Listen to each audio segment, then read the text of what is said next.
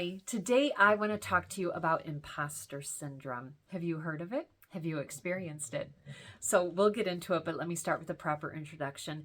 I'm Connie Jo Holmes. I'm the founder of BU2BFULL Hypnosis and Coaching, and my mission with my company is to teach individuals how to confidently and courageously move from reacting to life to owning your life.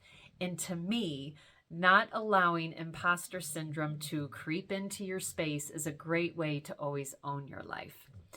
And as with everything in my life, I'm very transparent and I'm very upfront. So even though I live and breathe this, even though I work with clients in this regard, even though, I actually have a free ebook on this topic. And actually, no, my ebook is about self-sabotage, so I take that back. But anyways, and this is funny because the tagline for my company, so my company name is BU2BFULL, my tagline is "You are enough." So even though I know all these things and I share all these things with you, I am human and I still experienced imposter syndrome myself. And so what is imposter syndrome exactly? My quick definition of it is when you receive something or do something, accomplish something, but then you feel like you're a fake. You feel like you're an imposter. Like, how could I possibly have achieved this or done this? This type of thing is reserved for somebody else. That's my definition of what imposter syndrome is. And I experienced this myself just in October of 2022 when I was awarded the Hypnotist of the Year award from Mid-America Hypnosis Convention. Mid-America is actually the longest standing hypnosis convention in the United States. It just celebrated its 39th year in 2022. And I have to tell you, since I have been in this space, I know so many people that have been awarded this throughout the years. And I have to tell you, every single one of them, they're my mentor. They're all people I look up to. So when I was awarded this, I about fell over. Actually, I was quite speechless, believe it or not. And so there was a moment that I experienced imposter syndrome. I have to tell you, first of all, people asked me afterwards, they're like, did you know this was coming? And I'm like, I had no idea. And one way to support my response to that is it was an awards banquet, and I knew there was an awards banquet. Most people kept on the same attire that they wore all day, which was their professional attire. Some people even dressed up a little bit more. Well, not me. I decided I wanted to be comfortable. So I actually went back to my room and I put on jeans and a sweater. Trust me, had I known I was going to get this award, I never would have changed clothes. I would have kept on my professional attire. But anyways, so imposter syndrome. I am sitting there at this awards banquet, and yes, I'm listening to, the MC talk and all this kind of stuff. And I heard his intro into who was going to be getting this award. And when my name was called, I really think my jaw hit the table. And there was a moment that I was like, me? Did he say Connie? Did he mean Connie? No, he means somebody else, right? And honest to goodness, that is completely what I felt and what I thought. And then I was almost in shock when I got up off of my seat and, went up to claim my beautiful award that I just love and appreciate so much. So I experienced imposter syndrome because I was convinced that they had to have said the name wrong. I looked to make sure it was really my name on this award.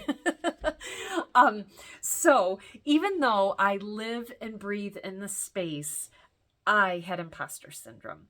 So I want to share with you that, if you've had this, I'm sure it's more, common and normal, and to give yourself a little bit of grace with this.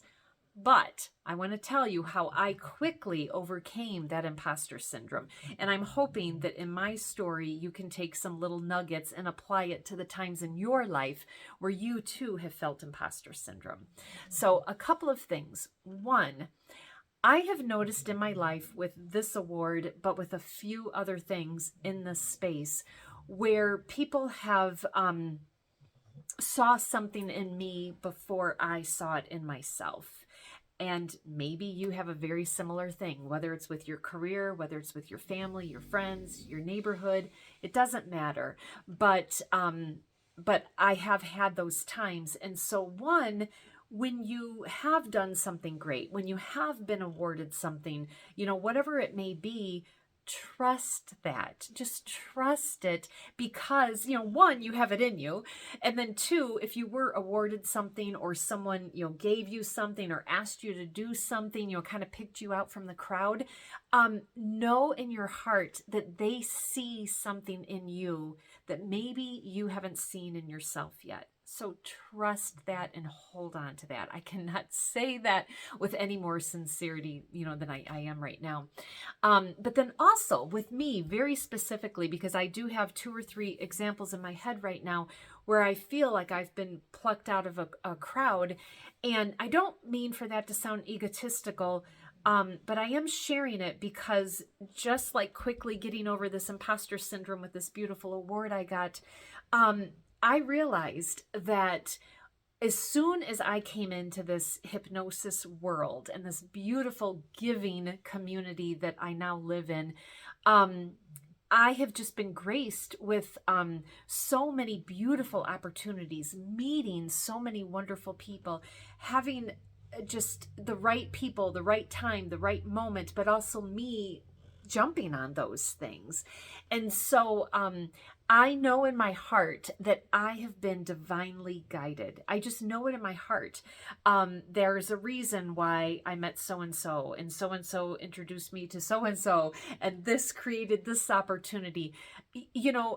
These things, yes, you can plan for those things to happen, but when it happens just so picture perfectly, you know that it was divinely guided.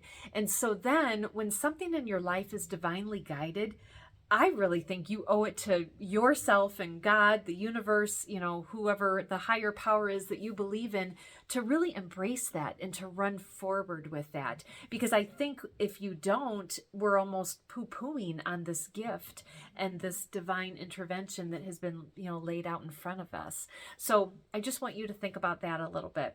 And then the other, I had 2 more messages in my email that I sent. The other one was, oh my goodness. So it was 2 messages. Oh, the other one was that it's okay to receive. I am somebody who, I'm more of a giver than a taker. And so it is a little bit hard for me to receive. But then I thought, well, you know what? Because it is hard for me, I have just been awarded this opportunity for me to receive and to take it all in. And that's okay, especially when you're a giver. It is okay to claim your time to receive. So that was the other message that I put in my email campaign to my list.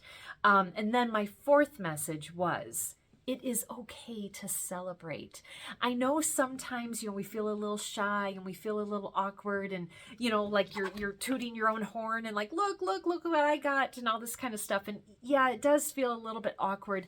But again, going back to something being divinely guided, I feel that if we don't stop and honor certain moments in our life, then we kind of poo-poo on them. And really giving you permission to, to honor yourself, to celebrate, to share it with others. And so in closing, I just want to say my 4 messages is imposter syndrome. I think we've all experienced it, but as quickly as you experience it, do 2 things with it. And that is to know that sometimes other people see things in us before we see it in ourselves, and or acknowledge that some things are just simply divinely guided and they are our gift to us from universe, God, a higher being, what have you. The 3rd message is that it is okay to receive. It is okay. And so when you do receive, take it all in and take it in with such appreciation and gratitude. And then the 4th message is, it is okay to celebrate and to ask people to share in your joy. So, and that's what I'm asking you to do. And I thank you in advance for that. So, but I hope that this was helpful for you. And remember, you are enough. All right, take care. Bye.